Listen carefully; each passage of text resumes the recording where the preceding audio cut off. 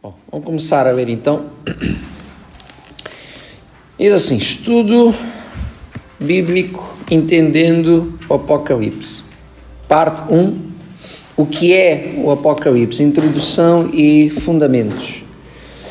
Vivemos dias em que conflitos, rumores de guerras e desastres naturais assustam o mundo. Muitos perguntam: estamos no fim dos tempos? No entanto, para entender corretamente o que a Bíblia revela sobre o fim dos tempos, precisamos começar do princípio. O que é o Apocalipse?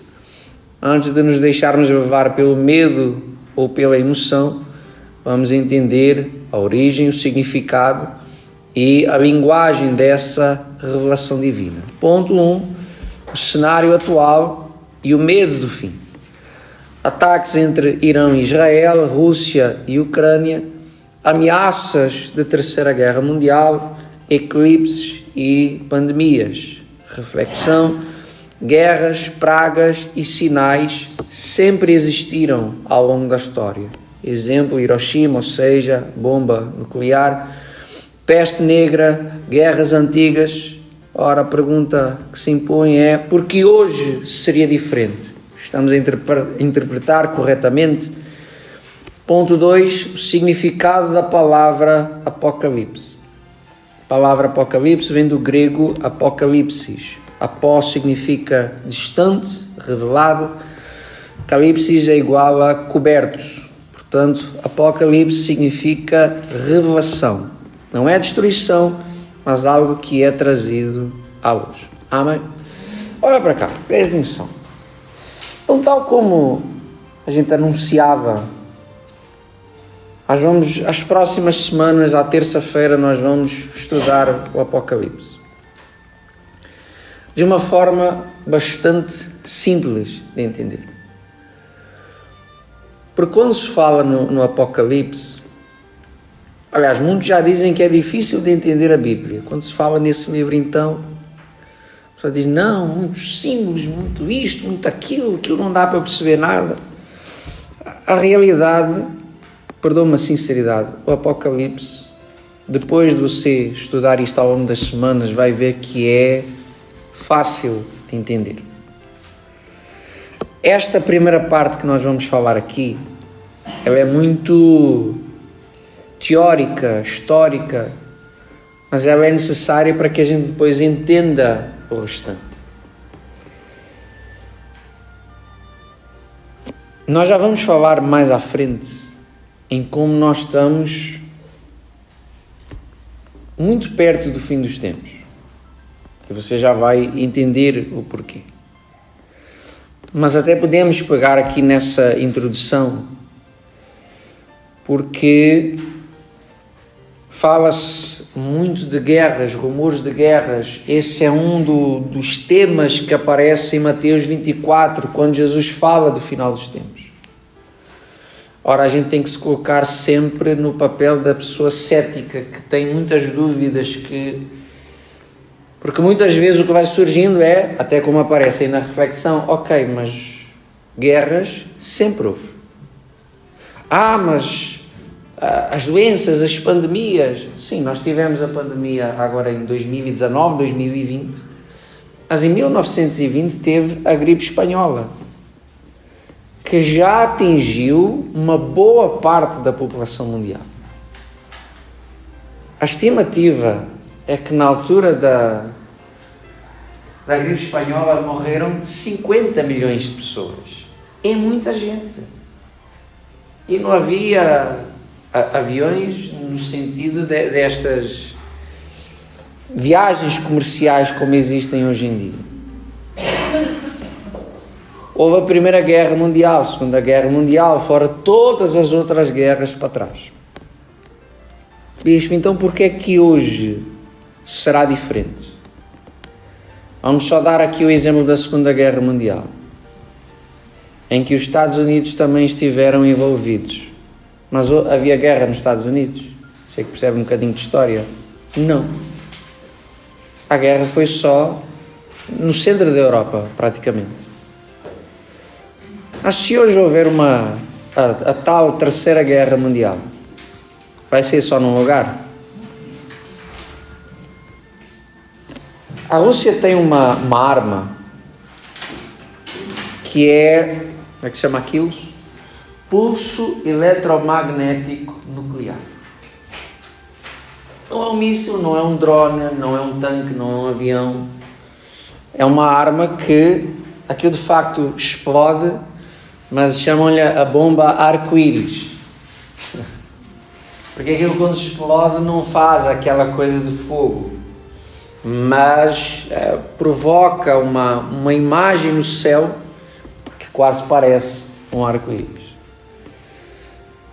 Só que a carga eletromagnética é tão grande que num espaço, salvo erro, de 600 a 1000 quilómetros, tudo o que for elétrico vira sucata. Ainda se lembra do que aconteceu a semana passada com o apagão, que foi só na Península Ibérica. Mas gás canalizado ainda funcionava, carros elétricos, desde que tivessem bateria, ainda o quê? Funcionavam. Tudo que ainda tivesse alguma bateria, ainda o quê? Ainda funcionava. Mas se esta arma for disparada, tudo que for elétrico vira sucata. E ela ainda está a ser aperfeiçoada. Portanto, pense em algo que anula satélites, que acaba com tudo o que é torre de comunicação. Se o gerador tiver algum componente elétrico, aquilo frita imediatamente. Portanto, não adianta ter combustível, porque ele não vai funcionar. Imagine isso disparado pelo mundo inteiro. E em segundos a gente volta à Idade da Pedra. Porque uma coisa é, nós não temos e vivemos nestas condições e estamos adaptados a isso. Outra coisa é, nós estamos adaptados a energia, gás, internet, GPS, tudo e mais alguma coisa. E de repente não temos nada.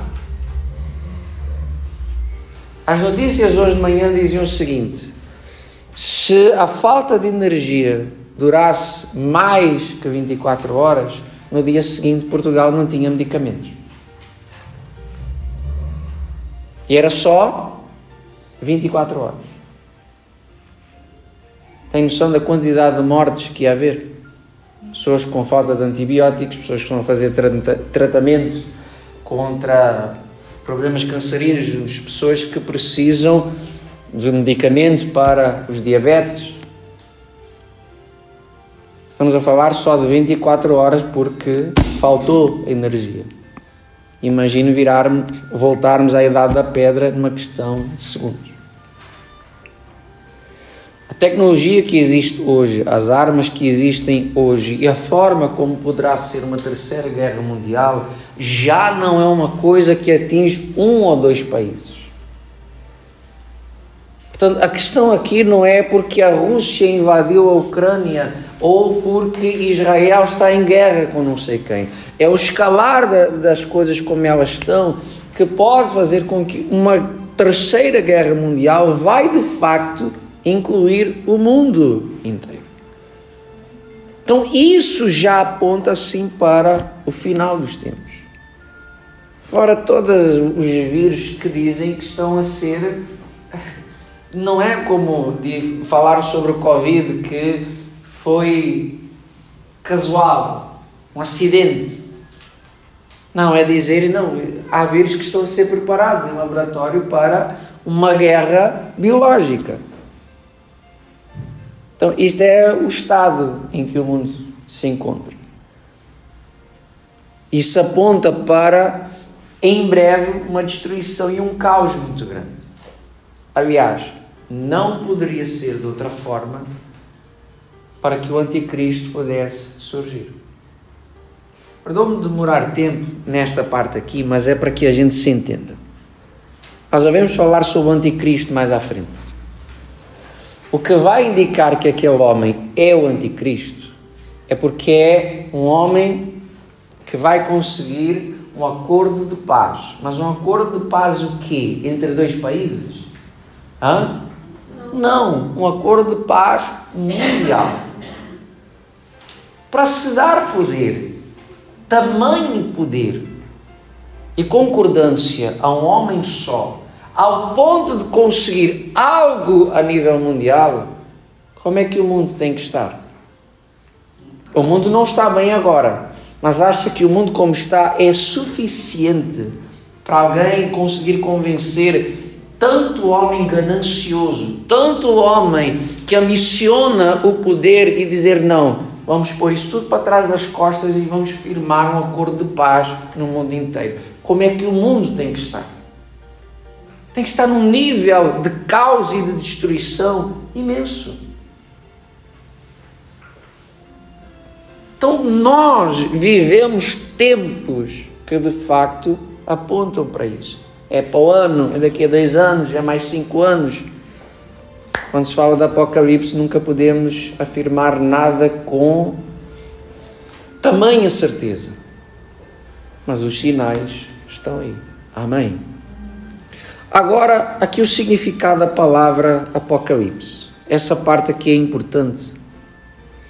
Como eu falo aqui várias vezes, quando a gente falava em Apocalipse lá na igreja da Amadora, as velhinhas não iam ao estudo bíblico, porque ficava tudo cheio de medo.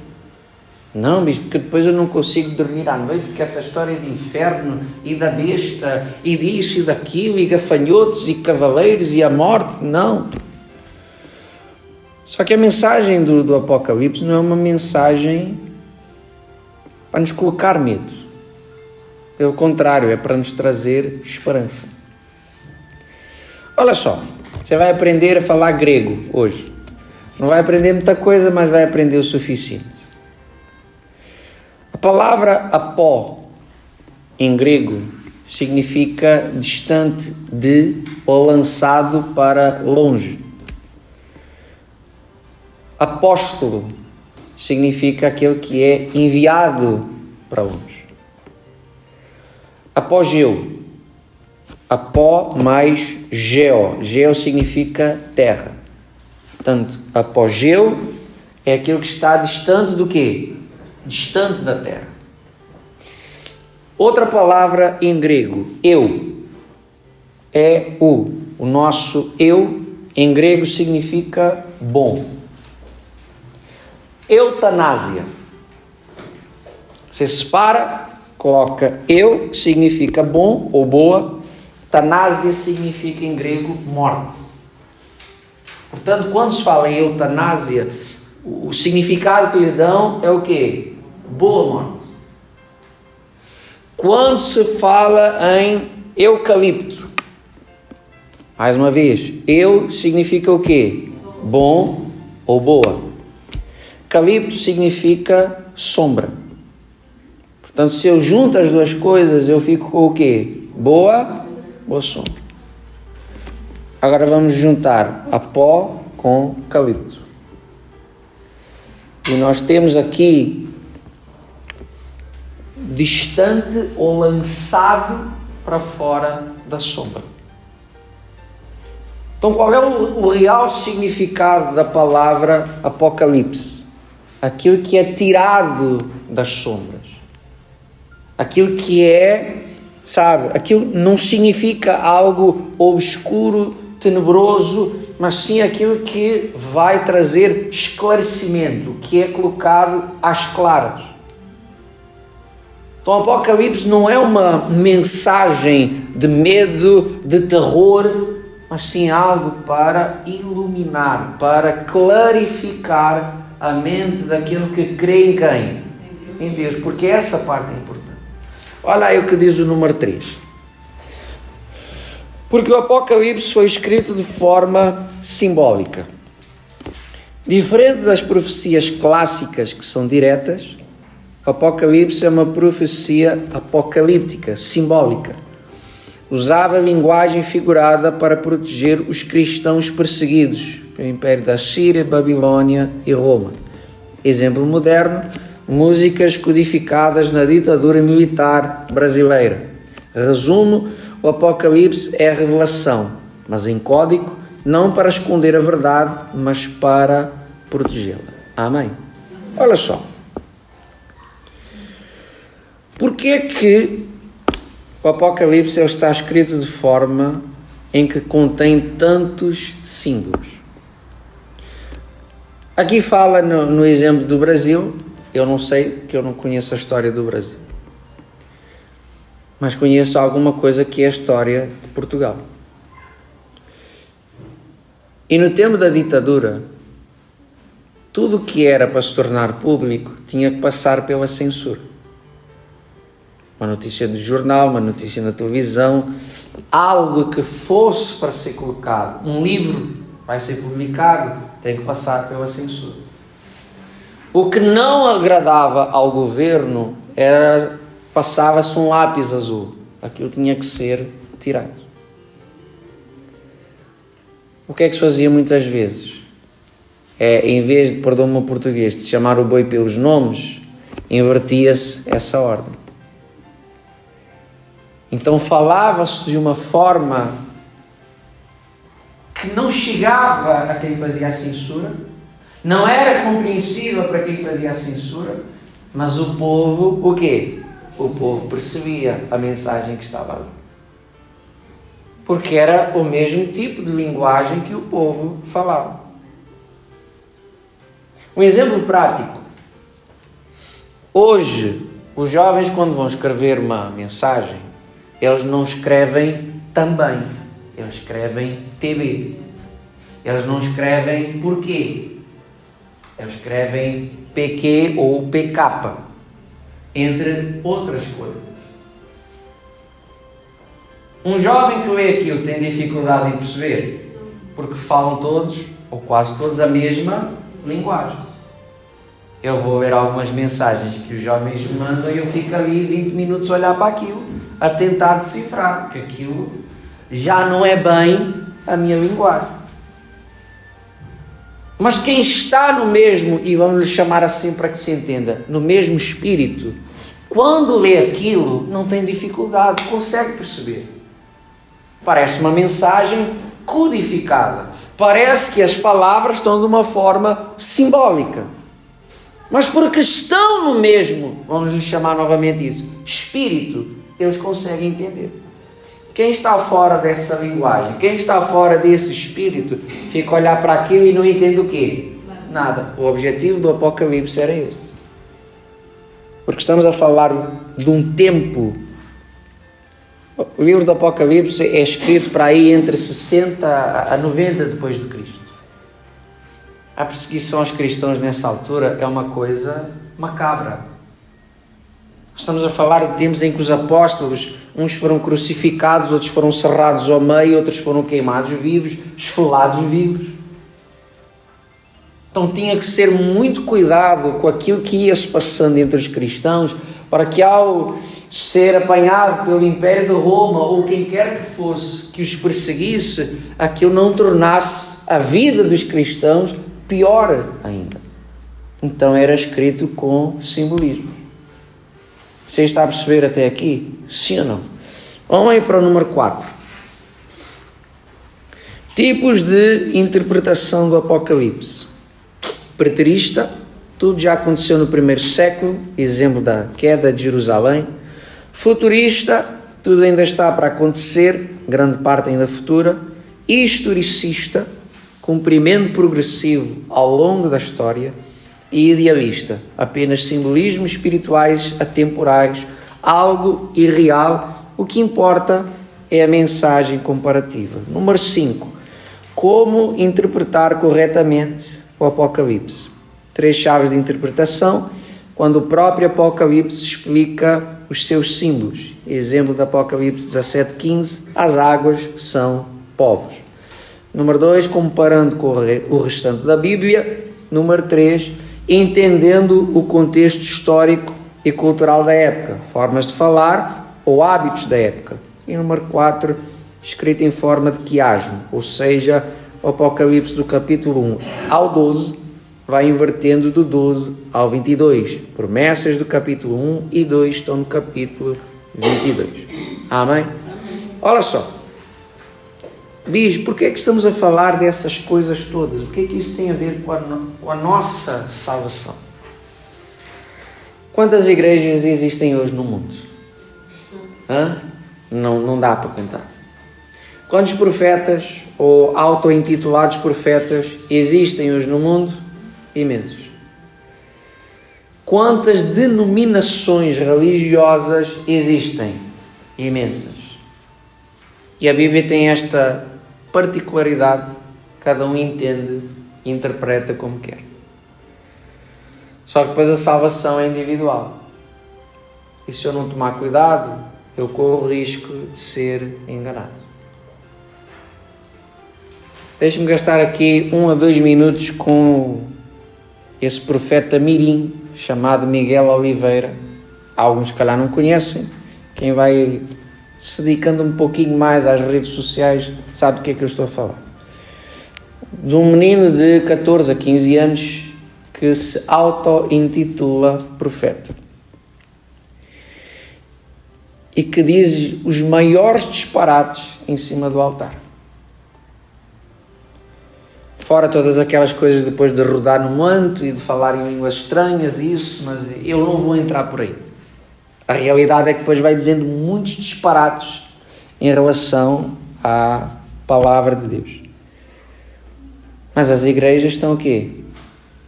Vazias. As igrejas estão cheias.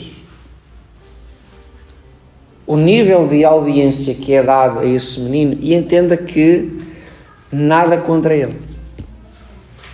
Porque para todos os efeitos esse menino é menor de idade. A culpa não é dele, a culpa é dos pais. E o cristão o que tem que fazer é orar por essa criatura que ainda vai a tempo de abrir os olhos e de se converter. Eu e a família toda. Mas isto para dizer o quê? Há uma série de ensinamentos que aquele rapaz vai tentando ou impondo muitas vezes na vida dos outros, e vemos as pessoas a dar glória a Deus e aceitar aquilo. Coisas que às vezes a pessoa só tinha que pegar na Bíblia, sentar, ler, meditar naquilo e a ver que aquilo não tem nada a ver com a palavra de Deus.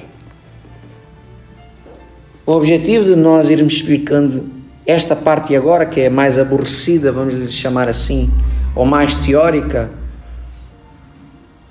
é para que ninguém te engane. É para que de facto aquilo que você segue de Cristo, a palavra de Deus e do caminho da salvação, não venha ninguém dizer, olha, e não é assim, porque a verdadeira palavra é... Você vai falar com Jeová, se você não estiver preparado, você vai dar um banho de Bíblia. E em cima do altar afirmo com toda a certeza, sem medo de errar, eles estão errados.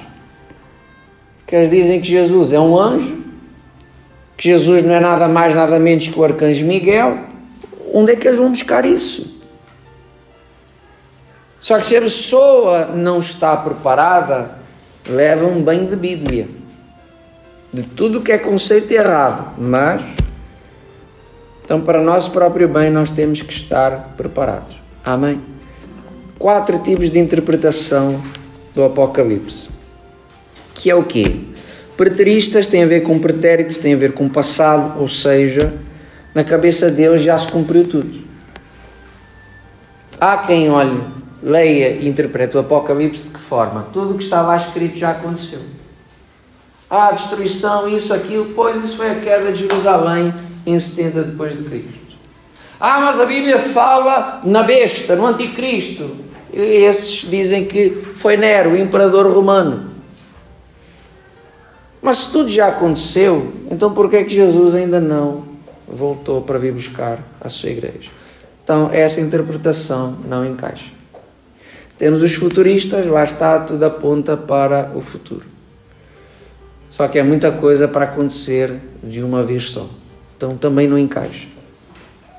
Qual é que mais se adequa? A historicista. As coisas vão acontecendo ao longo do tempo.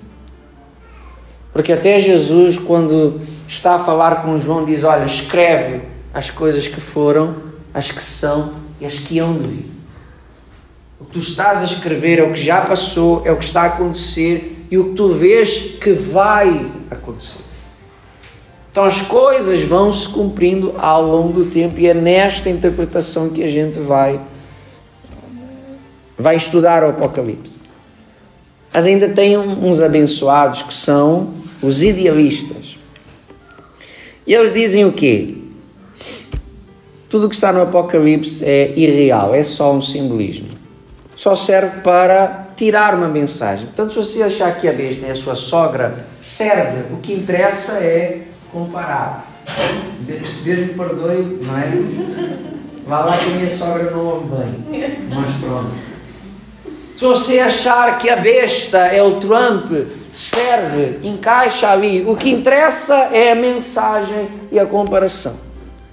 Ora, os apóstolos sofreram demais para levar o Evangelho de forma a que a mensagem do Apocalipse fosse só alguma coisa para a gente encaixar nos dias de hoje. Então não encaixa essa ideia. Então nós vamos seguir com essa do historicista. Aí vem essa parte para a gente depois passar para a parte espiritual, vamos chamar assim, que é como interpretar corretamente o Apocalipse. Porque o problema é sempre esse. Bispo, eu não entendo. Bispo, é muito complicado. Bispo, e os símbolos, e os selos, e as 7 trombetas, e isto e aquilo. Mas na realidade não é difícil de entender o Apocalipse. Primeiro ponto diz aí o quê? Muitas vezes a própria Bíblia já te explica o que está lá escrito. Olha só. Apocalipse 17, 15. Você pode olhar aí para o televisor. Bolas, não apareceu.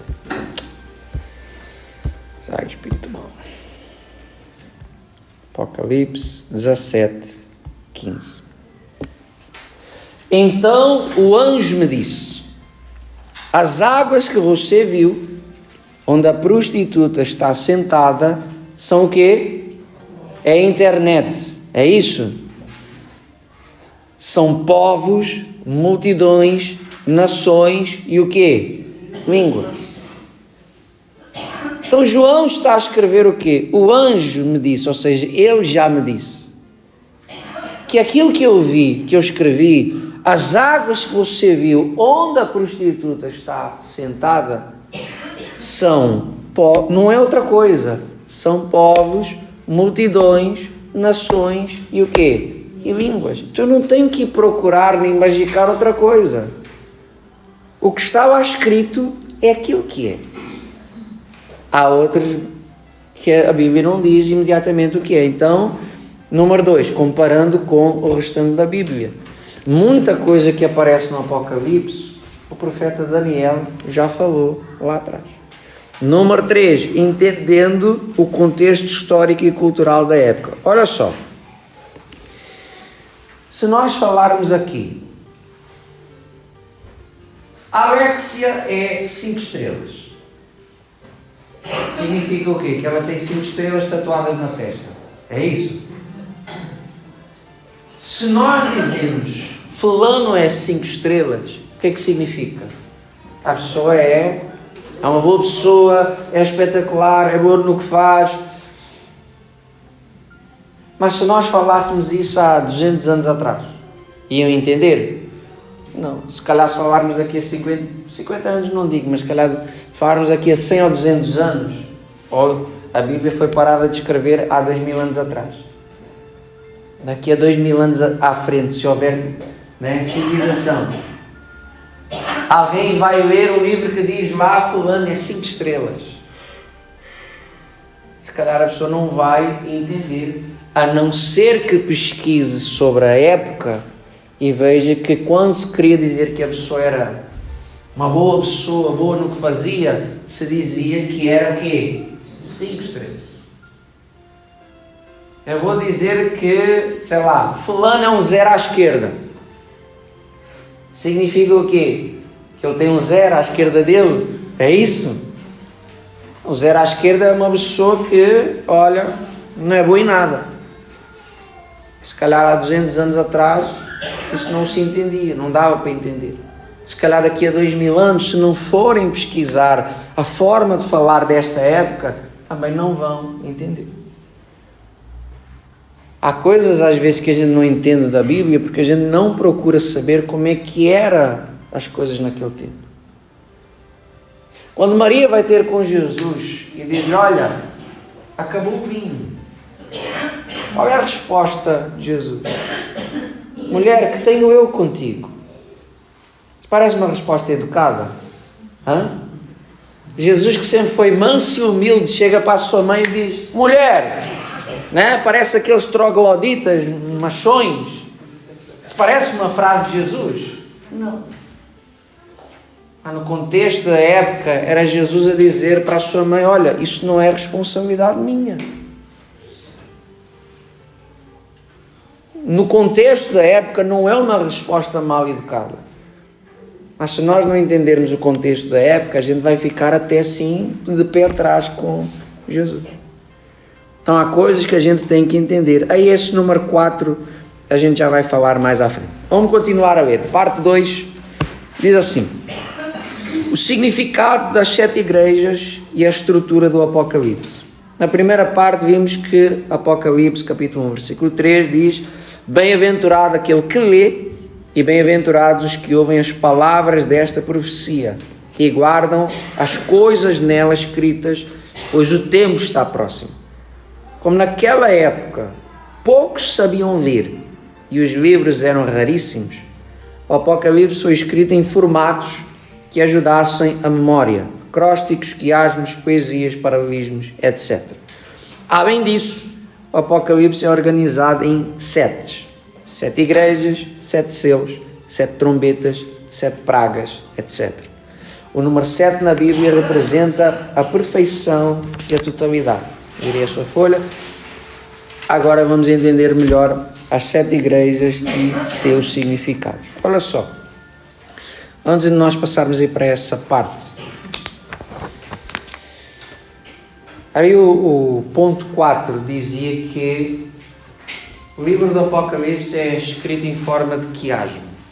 Bicho, parece que vem para uma aula de português. Pega que isso é interessante. O que é que isso significa? Que o conteúdo que está escrito do capítulo 1 ao capítulo 12 é o mesmo conteúdo que está escrito do capítulo 12 ao capítulo 22. Do 1 ao 12 de uma forma crescente, a inverte. Do 12 ao 22 de uma forma crescente. As promessas que nós encontramos às igrejas no capítulo 1 e 2, que aparece lá: ao vencedor dar-lhe isso, ao vencedor sentar-se-á comigo no trono, isso vai aparecer tudo no capítulo 22, na Nova Jerusalém, novos céus, novas terras. E porquê é que foi criado dessa forma? Você ainda lembra dos anúncios de infância? Não lembra dos anúncios de infância? O do pudim, o do mucambo, diga bom dia com mucambo. O boca doce é bom, diz o avô e diz o bebê. Há de reparar que os anúncios são sempre feitos de forma a que aquilo fica o quê? Fica no ouvido. Olha só as músicas evangélicas, cristãs, gospel de hoje em dia. As músicas da harpa cristã são extremamente difíceis de decorar, porque têm muito texto, muito conteúdo. E as músicas de hoje em dia, o worship, lindo, lindo, lindo és, glória, glória eu te dou, Jesus. E é só isto, repetido milhentas vezes. Eu quero viver algo novo. Não tem muito texto, não tem muito conteúdo. É praticamente sempre a mesma coisa. Você pega nos anúncios e eles são feitos de forma em que aqueles paralelismos ou aquela rima é algo que nos fica no ouvido. O Apocalipse foi escrito dessa forma. Porquê? Toda a gente sabia ler há 2000 anos atrás. A maior parte não sabia ler. Há 2000 anos atrás havia Bíblias. Não havia nem imprensa, quanto mais Bíblias. E pelo que eu fui pesquisar, copiar algo era extremamente caríssimo. O que é que acontecia? Um tinha e lia para todos os outros. Como é que você vai decorar se tiver um conteúdo enorme. Mas se for com estes paralelismos, se for com essa forma de conteúdo, com símbolos, com isso, com aquilo, é mais fácil do que de memorizar. E de um povo que está a ser perseguido, que é o que está a acontecer agora na China, é preciso arranjar forma que as pessoas memorizem a palavra de Deus para que aquilo fique interiorizado. Amém? Então vamos aqui para as igrejas, as 7 igrejas da Ásia Menor. Jesus manda João escrever cartas às igrejas de Éfeso. Problema: perderam o primeiro amor. Promessa: se voltarem, comerão da árvore da vida. A lição: devemos manter a paixão inicial pela fé. Número 2, Esmirna. Problema: perseguição e sofrimentos. Promessa: coroa da vida eterna. Qual é a lição? Ser fiel até à morte. Pérgamo. Problema: doutrinas erradas infiltradas.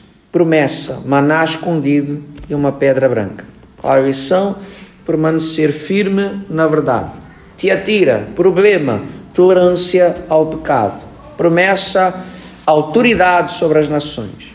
A lição qual é? Vencer as tentações do mundo. Sardes. Problema: nome de que vive, mas está o quê? Morta. Promessa: as vestes brancas. Qual é a lição? Vigiar e fortalecer o que resta.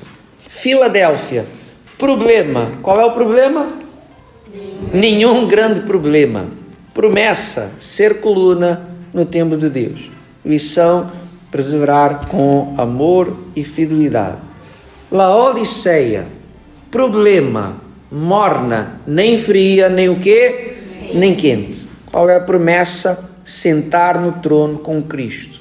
Lição: arrependimento e zelo espiritual. As igrejas representam períodos da história. Cada igreja também simboliza uma fase do cristianismo. Éfeso, a igreja apostólica, ou seja, a primeira igreja dos apóstolos. Esmirna, igreja perseguida nos primeiros séculos. Pérgamo, igreja compromissada com o mundo. Tiatira, igreja na Idade Média. Sardes, igreja da Reforma. Filadélfia, igreja missionária do século XVIII e XIX. Laodiceia, igreja do quê? Dos últimos dias, e é o nosso tempo. Hoje vivemos o período de Laodiceia, uma geração morna que precisa despertar espiritualmente, e se estamos nesse período, então significa que estamos na geração que verá a volta de Jesus. Amém? Olha só. Então, como se falava há pouco, nós vamos seguir esta interpretação historicista. Significa que as coisas vão se cumprindo ao longo das épocas, dos tempos. Porque na realidade não havia só 7 igrejas. Eram várias as igrejas que os apóstolos já tinham fundado. Mas Jesus diz, escreve as cartas ao quê? 7 igrejas. O 7 representa essa perfeição e totalidade. E quando nós pegamos, porque olha só, de facto a gente pode pegar nas cartas às igrejas, e como a gente falava aqui há uns tempos atrás, essas igrejas até podem representar tipos de crentes. Aí diz na igreja de Éfeso, problema: perderam o primeiro amor. Isso é que é algo que não acontece hoje? Adormeceu? Quando as pessoas começam bem na igreja, começam bem na palavra de Deus, quando as pessoas começam com o gás todo, com o passar do tempo perdem o primeiro amor. Então nós de facto até podemos pegar nessa palavra e colocar nos dias de hoje. Aí a igreja de Sardes, nome de que vive mas está morta. Quando as pessoas têm uma aparência cristã, mas espiritualmente estão completamente mortas. Só que o objetivo do Apocalipse não é esse. Então, essas igrejas, elas de facto representam a igreja ao longo dos tempos. Bispo, mas porquê que Laodiceia, então, é a igreja dos dias de hoje? Vamos aqui ao livro do Apocalipse, capítulo 3, versículo 14. Olha só, diz assim: ao anjo da igreja em Laodiceia escreva: eis o que diz o Amém, a testemunha fiel e verdadeira, o soberano da criação de Deus. Conheço as suas obras, que você não é frio, nem o quê? Nem quente. Gostaria que fosse frio ou quente. Assim, porque é morno, nem frio, nem quente, estou prestes o quê? A vomitar você da minha boca. Você diz: sou rico, enriqueci-me e não preciso de nada. No entanto, não percebe que é infeliz, miserável, pobre, cego e nu. Jamais esqueça que estas palavras são de quem? Não é de João. João só escreve. Quem está a falar é quem? Jesus. Dou a você esse conselho: compre de mim ouro refinado no fogo, para que você se torne rico. Compre roupas brancas, para que você se vista e não se manifeste a vergonha da sua nudez. Além disso, compre colírio para ungir os olhos, a fim de que possa ver. Eu repreendo e disciplino aqueles que amo. Portanto, seja diligente e arrependa-se. Eis que estou à porta e bato. Se alguém ouvir a minha voz e abrir a porta, entrarei e cearei com ele e ele comigo. Amém. Qual é muita frase de hoje em dia que vai contra aquilo que é ser cristão? Você tem que ser equilibrado em tudo. Bispo, então está errado, temos que ser desequilibrados. Foi isso que eu disse. Tem que haver equilíbrio. Só não pode haver equilíbrio em quê? Em quê, gente? Em tudo. Entre o trabalho e o lazer, não tem que haver equilíbrio? Sim ou não? Tem. Se você não descansa, se não dá atenção à família, a coisa vai correr mal. Agora, entre a vontade de Deus e a vontade do diabo, não pode haver equilíbrio aí. Nesse aspecto aí, nós temos que ser radicais. A vontade de Deus não é negociável. Entre a vontade de Deus e a minha, não dá para colocar as coisas em meio termo. Eu minto, mas eu não tenho mágoa. A coisa já está errada. Eu falo muito palavrão, mas pelo menos eu não me embebedo. Não pode haver equilíbrio. Jesus chega ao ponto de dizer: olha, era melhor que tu fosses frio. Morno é que não pode ser. E isto é aquilo que mais se nota nos dias de hoje. Que a gente olha para os primeiros cristãos e vê, sabe, um foco total naquilo que é ser cristão. Hoje em dia não. Importa a religião, importa aquilo que os outros pensam, importa muita coisa e muitas vezes a vontade de Deus vai ficando e a pessoa diz: não, temos que ser equilibrados. A senhora que foi obreira da nossa igreja, não aqui, lá na Amadora, a mulher achou por bem que devia se juntar em vez de casar. E a gente lhe dizia: olha, principalmente, se a pessoa é membro, a pessoa faz o que quer, ela só tem que dar satisfações a quem? A Deus. Mas se é obreira, você tem que dar satisfações a Deus e tem que dar satisfações aqui. Porque quem fica ali com a farda, depois torna-se um exemplo para todos os outros. Então tem essa história de viver junto. Ou casa, ou não o quê? Ou não casa. Bispo, que história é essa? Os tempos evoluíram. Os tempos são outros. Nós temos que ser o quê? Equilibrados. Não, está errado. Na vontade de Deus não há negociação, não há equilíbrio. A palavra de Deus te diz que a palavra do crente é sim, sim, não, não. O que passa disso já vem de quem? Já vem do maligno. Mas esta geração de hoje vive muito à base do temos que ser equilibrados em tudo. Não, está errado. Quando o assunto é a palavra de Deus, a vontade de Deus, nós temos que escolher um lado e tomar uma posição. Mas tem aqui algo mais interessante dessa cidade de Laodiceia. Laodiceia, naquele tempo em que João escreve, Laodiceia era a maior produtora de têxtil que existia. Ou seja, era o moda Paris daquele tempo.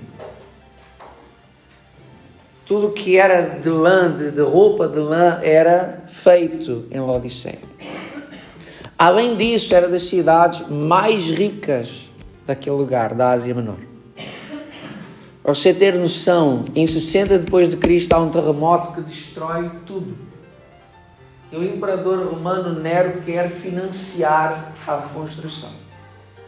Só que eram tão ricos e tão arrogantes que eles dizem o quê? Nós não precisamos do dinheiro da Roma. Nós mesmos vamos reconstruir a cidade. A história diz que havia lá um homenzinho sozinho que reconstruiu o estádio de Laodiceia, que já levava 30 mil pessoas. E o homem era tão rico que tinha o dinheiro só dele. Era mais ou menos o Elon Musk daquela altura. Então eles eram os maiores produtores de roupa, eram da cidade mais rica da Ásia Menor, e a história diz que naquele tempo Laodiceia já tinha uma escola de oftalmologia, que produziam colírio para os olhos. E algo que isso não é comprovável, mas alguns até dizem que já se fazia operações às cataratas em Laodiceia naquela altura. Se você for pesquisar pela primeira operação às cataratas, é de 1747, mas alguns dizem que em Laodiceia já se fazia isso. E Jesus vem dizer o quê? Vocês estão nus, vocês precisam de colírio para os olhos e vocês são pobres e miseráveis.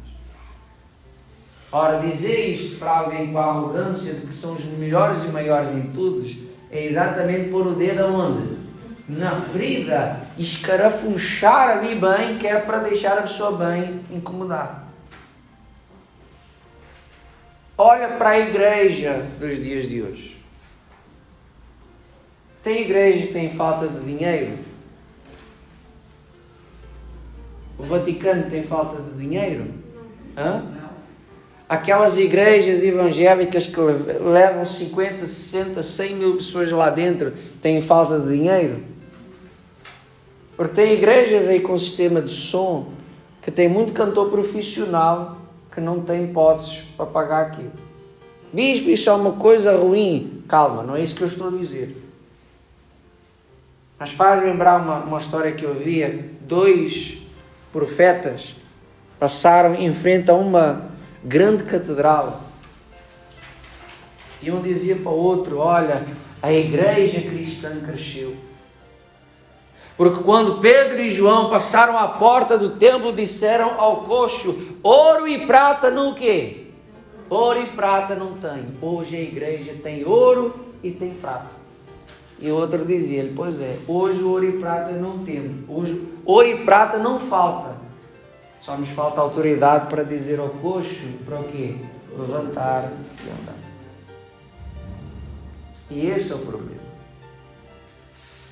Hoje nós vemos a igreja, e agora não se trata, não é se a igreja católica, se a igreja evangélica, é a igreja num todo. Muito preocupada com o quê? Dinheiro.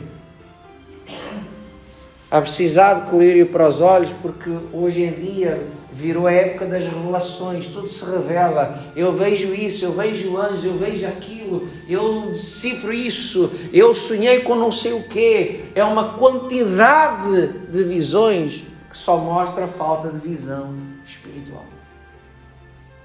Isto é a igreja dos dias de hoje, que está como a igreja de Laodiceia.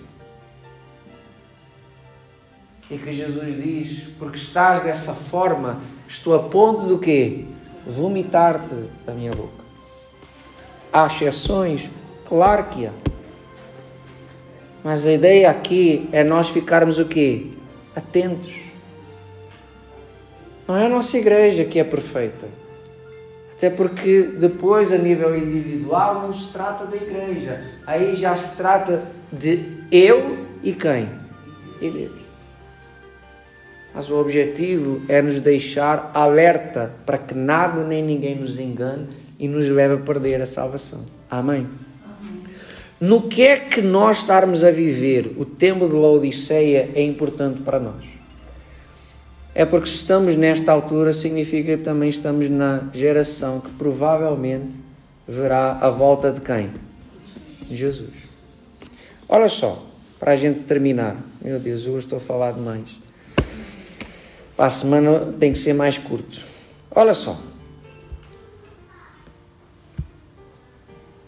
Igreja de Éfeso.